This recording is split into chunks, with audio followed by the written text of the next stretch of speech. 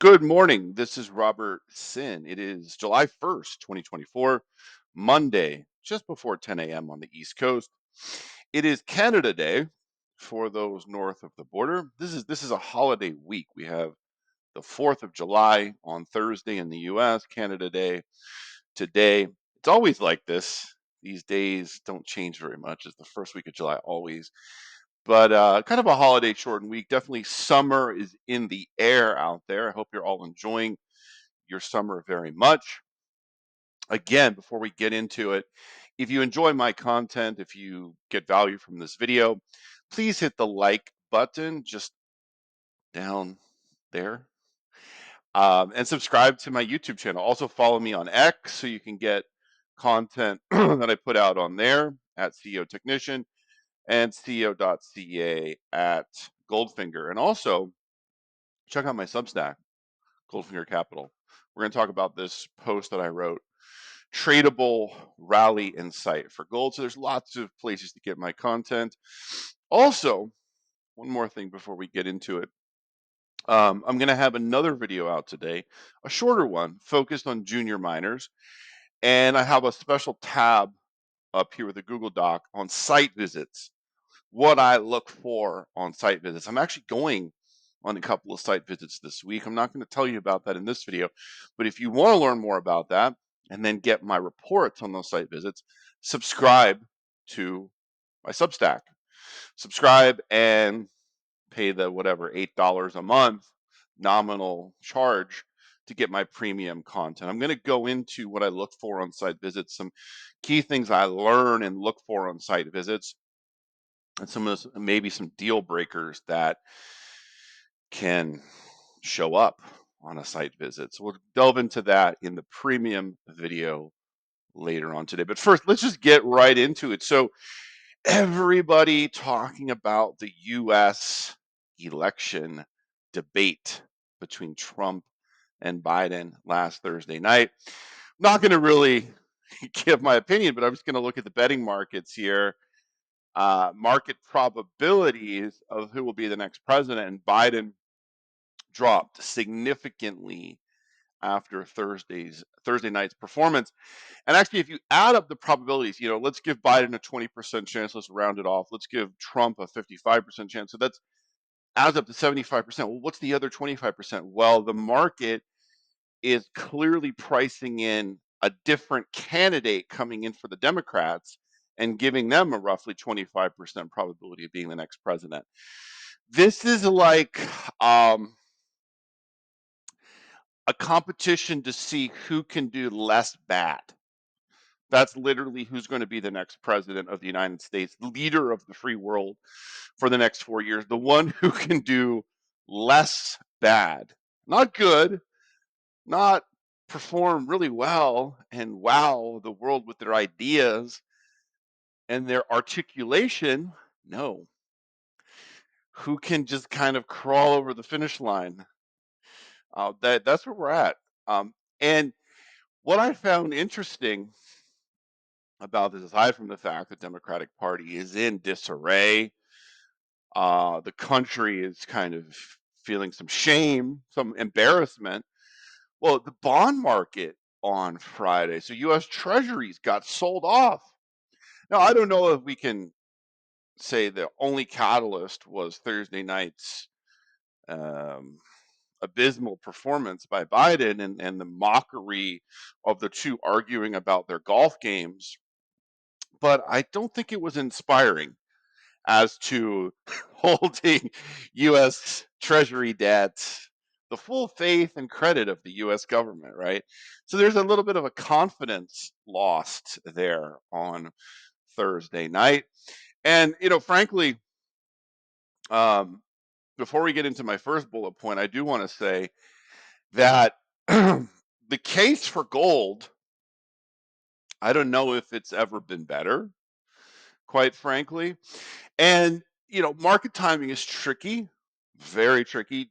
Timing the gold market is, I don't want to say it's impossible, but very challenging. And I don't try to time the gold market that often. I might try to make a call put on a trade, a short-term trade 2 to 3 times a year in gold. It's not something I'm looking to time every week or every month. It's just too difficult, right? You have to wait for the really fat pitch setups when multiple factors all align. You get like this confluence of factors that I look for. Then it's time to look to time a trade in gold. And that's sort of what's setting up right now. So just to go through this, we've been in a corrective process since mid-April, that run up to 24.48. Even though gold made a marginal new high in May, it was a marginal one. It was extremely short-lived, and I don't actually count that as a higher high. If anything, it's a double top, right?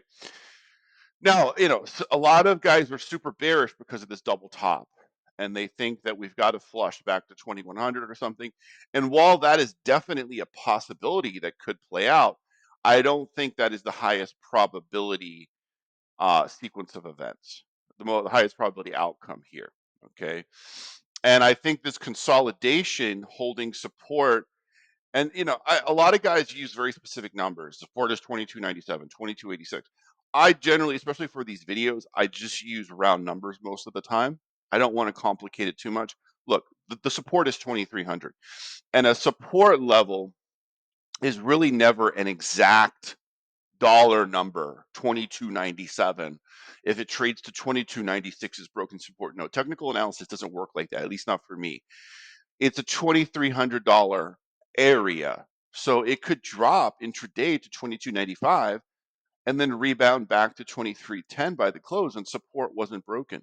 Support held. In fact, it was a failed breakdown through support. Okay. So the fact that we're holding support here at 2300 so well, we've worked off all the overbought condition from April. Remember, the RSI got up above 80. We're right at 50 right now on the daily RSI. Sentiment has cooled off. Nobody's talking about gold again. Love it, right? And seasonally, no, seasonality is definitely not everything. But I actually showed this seasonal chart as more current. We are entering basically one of the best 2-month stretches of the year. The second best month of the year, January, is actually the best month of the year for gold. But this is a pretty positive summer seasonality here for the next couple of months. So that's a positive. And you can see this chart actually, gold actually tends to put in a tradable low the first week of July. So it might not be on the first day of the month, but it could be on the 4th or 5th or 6th day of the month, right? So that's kind of what's lining up here for gold. And the fact that Trump is the favorite to be the next president, and I really think it's quite likely at this point, unless he gets assassinated or something crazy happens. But if something crazy happens, that's actually good for gold too. But and some people will argue Trump is non-inflationary. He's not more inflationary than Biden. Okay, I'll argue that at a separate point. I think Trump second term will be very inflationary. He wants to cut taxes, all kinds of taxes he wants to cut. He's going to ramp up the fiscal side even more than it already is. He's not shy of running a $2 trillion deficit. And with the debt situation, debt to GDP, with the debt service being just the interest on the government debt is over $1 trillion a year right now and growing. We can't handle 4 more years of $2 trillion deficits. I mean, this is going to be like, if that happens, okay? No, nobody's going to is going to want to own treasuries. All right. So I think this is a very bullish recipe for gold in 2025. I've said before that my target, like my 12-month target for gold, is 2,700. I don't love price targets, but if you put a gun to my head, I think we can go to 2,700. I'm sticking to that. I'm not ready to make like a crazy $3,000 gold call, but I'm sure gold will eventually hit 3,000. It just might not be in the next year. And then Trump is going to pressure the Fed to cut.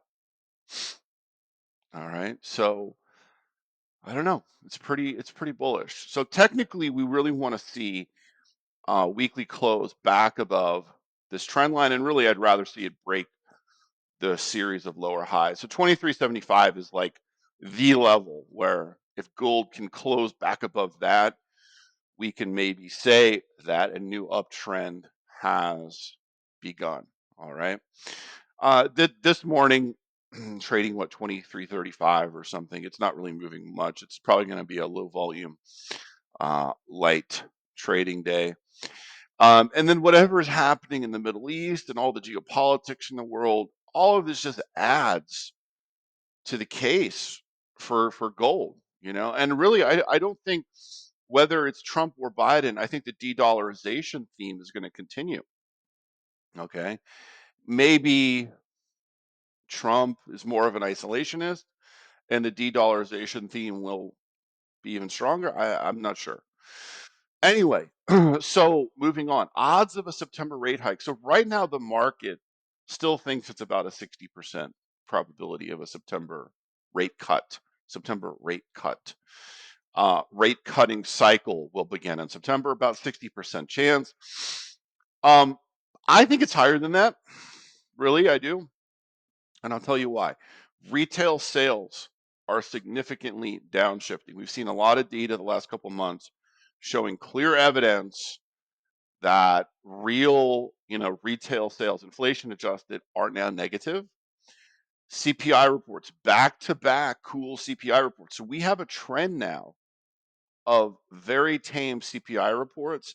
US manufacturing economy has been in recession for a year now, and it's not coming out of it, right? It's not coming out of it. It continues to be a very weak manufacturing economy. And now the real cherries on top of the cake are that jobless claims are now trending up. They're clearly trending up.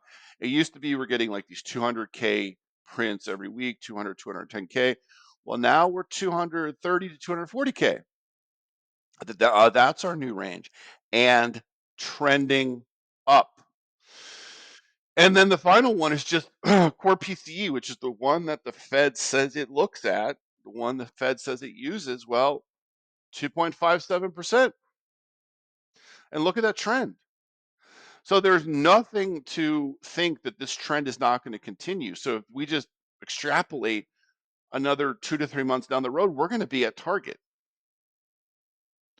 right? So the Fed doesn't have to do anything. It's going to be at target on inflation. Unemployment rate, it was at 3.6, then it was 3.7. Well, now it's 4%. It's edging up as jobless claims are edging up. The Fed has no reason, with inflation already back to 2.5%, to hold the Fed funds rate at 5.5%. The Fed is way, way too tight here. So I believe they will cut in September, and they'll cut 200 basis points in the next year or so. They'll get us back down under 4%. Okay. So, and I feel very strong about this now. Um, Non-farm payrolls has been impossible to forecast, but I'll just tell you what the expectations are for Friday. Plus 180,000 is the headline consensus, 4% on the unemployment rate, and 0.3% month over month on average hourly earnings. I believe, just based upon the continuing claims data, that there could be a downside surprise on Friday. And it just sort of lines up with that gold seasonality. So if we do get a jobless claims miss, a surprise, let's say 130K or 140K, and unemployment rate ticks up to 4.1, well, gold could go up 30 or $40 an ounce on Friday. All right. So I think the stage is set here for a payrolls miss, gold tradable rally. And I really do feel very confident. Like, I would say 80-20, that the Fed will start to cut rates in September. The election or not the election, and clearly, look, the people on the Fed are establishment government types. They're much more likely to favor Biden than Trump. You want to cut rates ahead of the election. You want to whatever juice the stock market, make the economy look better in time for November. So there's a lot of things pointing to first rate cut in September. The Fed's not supposed to be political, and I think most of the time they aren't, but when push comes to shove, none of them want to see Trump as president for a second term. Okay. Um, Friday's trading session. So this was quarter end, Russell rebalancing, pretty ugly candlesticks there in QQQ and SPY on Friday. Huge volume on Friday, huge volume. And I don't know, this QQQ looks like a double top to me. It's too early to confirm that. We'd probably need to see at least a move back under 470 to say, okay, that was a double top. But this is definitely cause for caution. And just let me give myself a little pat on the back, a little victory lap. Last video, NVDA was above 137, and I said you'd be crazy to be long it. Well, I was right. All right, it's a little victory lap. Got to take it. We talked about bonds. We talked about the S&P, the QQQ, Tesla. So this was a great trade. So this is another reason to follow me on X. Sometimes I post some of my best trade ideas on X. I just give it away publicly. Go back through my timeline to a week or so ago. I was talking about Tesla when it was 180, and there were clear signs of accumulation, a subtle accumulation. So it stopped going down. That's the first bullish sign for a stock. It needs to stop going down. If a stock is going down in price, it's not bullish. You cannot make an argument that makes any sense at all saying that a stock price going down is bullish. All right. So the first thing it needs to do for a stock to set up for a bullish trade is it needs to stop going down. Then see some accumulation. So higher volume on up days, lower volume on down days. And then price just starts to edge up, just edge up a little bit. And that's what I saw in the Tesla chart. I read some analyst reports. I know it can be toxic and can put bad ideas in your head, but I found it to be pretty interesting. And look, Tesla long-term fundamentals don't have a whole lot to do with a short-term swing trade. But hey, um, I feel like the sentiment got really washed out in Tesla over the last few months, and the stock stopped going down. So that was enough for me to take a trade, and boom, it worked surprisingly well. Okay, it turned green almost straight away. Now look at where we're at this morning. We're all the way up to 205, hitting the 200-day moving average. So look to the left on the chart. This is a big price level, this 205 to 210 zone. Let's see how Tesla behaves here. Wow, it's trading really well. So I don't know what's exactly driving this, but you can't argue with the price action. I expected this 205, 210 layer to sort of halt the rally and cause a bit of a pullback. So far, doesn't really look like it. So let's keep this on watch. But this has been a pretty impressive move in Tesla here the last week. Occidental Petroleum, we talked about this. Warren Buffett trade. Still long here. This is going to be a slow one. Like this is going to take weeks to play out. Slow grind higher, hopefully. But I do like oil here. I feel like we're in a good time of year for oil. So stick with OXY. MindMed got added to the Russell 2000 and Russell 3000 last week. See the volume spike there? The price didn't budge. medical psychedelics are super out of favor right now. They had this MDMA uh, advisory panel of the FDA kind of poo-pooed the Lycos submission of MDMA for PTSD, and it put a real damper on all the stocks. Also, I saw some insider selling from the CEO last week. Never inspiring to see the CEO selling. It was not a huge amount of stock, but he's still selling. So I don't really have anything brilliant to add here, but clearly $7 is big support. So far that is holding, but you can't love this fairly lackluster price action in MindMed. Okay, we talked about gold. Copper,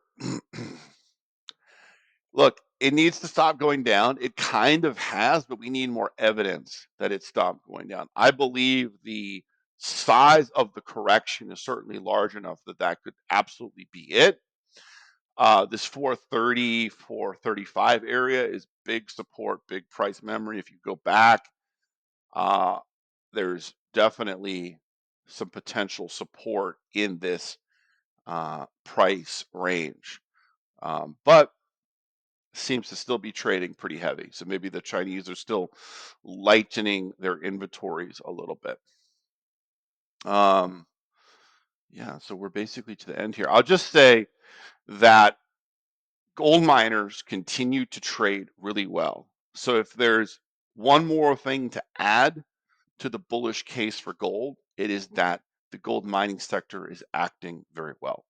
Now, that being said, we're going to get earnings over the next month from the big gold producers. Those earnings will be very important because I'm just going to say this bluntly. The gold price was strong from April to June. You can just look at any chart. It had a tremendous run. We traded above 23, even 2400 for much of that Q2. Gold producer earnings should be very strong. If they are not, I expect investors to be pretty unforgiving. So companies that don't perform now with gold prices firm above 2300 are going to be punished. The ones that do perform could trade spectacularly. Okay. Newmont continues to display relative strength. Newmont continues to consolidate basically right at or near 52-week high levels above its 50-day moving average. So the market is clearly optimistic for Newmont's results in a few weeks. And I see no reason to deviate from what's working. Okay, I think Newmont is working. Newmont had a sentiment washout, a capitulation at the end of February. It's rebounded impressively off that major low, and it continues to trade well. So fade the sentiment, fade the bashers and naysayers who are just going to always be negative on anything, basically, and follow price action. Price action says Newmont is performing well and the trend is up. But gold miners are trading great. But let's see these earnings because investors are not going to take excuses here. The gold price performed, the miners need to perform too. And I am gold, just still consolidating at this support, this 360, 380 area. Nothing new to offer here aside from let's see their quarterly report. And Freeport McMoran, I mean, you can sort of make out the potential formation of a head and shoulders top here, but we need to see a breakdown under 47, a clean, powerful thrust under 47 to confirm it. But just something to put on your radar. I'm not going to draw it, but you can see shoulder, head, shoulder. It's there, but must also point out that head and shoulders patterns can also be continuation patterns. They don't always have to have a bearish resolution. And final topic of this video, and again, I'm going to talk juniors. You can see what I have lined up over here in terms of charts. I'm going to talk about those in my premium video, but I know people want to probably hear about the Victoria Gold debauchery last week. Very unfortunate event. I don't know what else to call it. Event, catastrophe. Thankfully, nobody was killed. I hearing varying reports. The company said no injuries, but I read an article that said that there was one injury. I'm not sure what is true, but the company put it in a news release, so that holds some weight. And they shouldn't be lying in a news release, especially about something like that. But this article that went up on Northern Miner and mining.com, it got picked up by a few different outlets. Not the PR the mining industry needs. I mean, this is pretty not good. I'll just say it's not good, to put it lightly. And so far, the only thing we've heard from the company in 1 week is one paragraph. This, right? This. That's all we've heard from Victoria in 1 week. Basically, close to no information aside from them just acknowledging that the heap leach pad experienced a failure. Well, we know that from pictures. And just interesting to see on their website, you can see this is the mine, and this is the heap leach pad, I believe. So this is where it failed, and the failure went all the way down here. So pretty significant amount of earth, of ore on the heap leach pad spilled. I can only imagine what the total weight is, but a very significant event. Okay, and again, thankfully, nobody was killed. But now the financial implications, we just don't know. We just don't have enough information. So people that are trying to make a call on this here, they're grasping at straws. We just don't have enough information. But the market response is obviously the right response. The market price is always right. Even if it can change a day later, it was right the day before. Okay. And that's how a trader has to think. I know some people are going to argue with me about that, but I don't even have the time for it. I live under the notion that the market price is always right. But yes, the market price can change from moment to moment, right? But right now, the market has priced in $450 million of financial loss just in the share price movement. And just based upon the fact that we don't know the extent of the damage, the cost of the cleanup, and how long the mine may be shut, well, that's a huge amount of uncertainty. And just based upon the company's public financial statements, which you can pull up in 2 minutes, a mine closure that lasts more than 2 or 3 months could potentially mean the failure of the company and a reorganization. Okay, just based upon the cash and short-term, receivables versus the payables, short-term liabilities, and debt position of the company. And just the fact that even if they close the mine for 2 or 3 months, they're still going to have a significant amount of payroll, a significant amount of cash still going out the door, even with it closed. I don't see how the equity is worth anything if it's closed more than 3 months. And again, that's just my off the cuff analysis.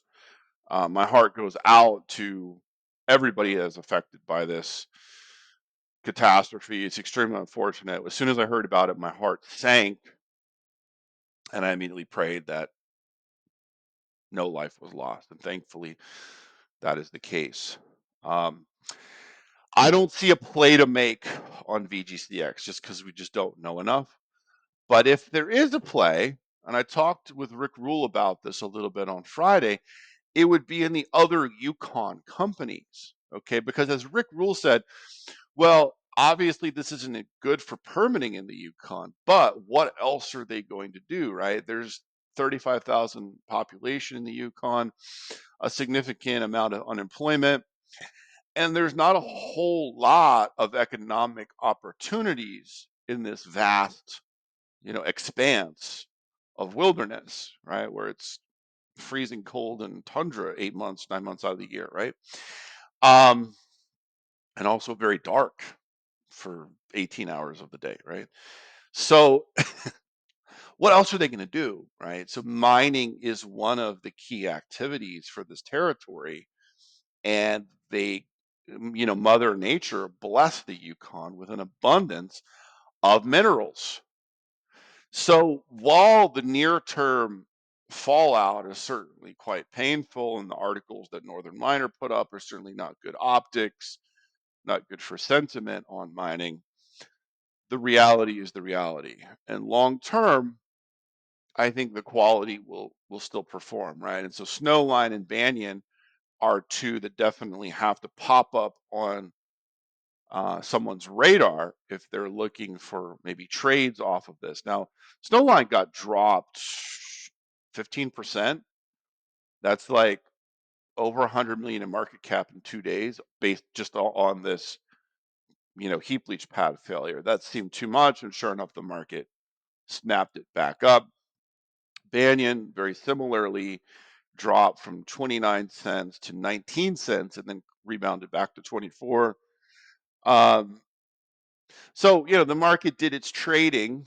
Both of these stocks are down from the day before the catastrophe. Um, but there's been some trading opportunities. And frankly, if there's more weakness, I would tend to look at it as opportunity to buy both of these. All right. And, Banyan had a tremendous run from COVID crash 2020 to mid 2022, went from 3 cents to 57 cents. But it's been in a downtrend, a sort of grinding, painful downtrend for the last 2 years. I tend to view what happened in the last week as a potential climax, a selling climax. Just look at the volume, right? At 19 cents, look to the left, it's the lowest it's been since Q1 2021. But let's see, because there's still a lot we don't know about what happened, and there's a lot we don't know about the fallout, the potential fallout from it, right? And I'll say the only one of these stocks that I own right now is Banyan. I don't own, Victoria or Snowline, but I tend to view Snowline very favorably. And kind of like Rick Rule said, if it sells off more, if the price drops more, he'd be happy to buy more, right? And that's kind of how I view these stocks as well. So that is it. So if you want to get my site visit video and more premium content, subscribe to my Substack, $8 a month, and you'll get the next video. Again, thanks a lot for watching. If you enjoyed this, please hit the like button and subscribe for more. Have a powerful trading week.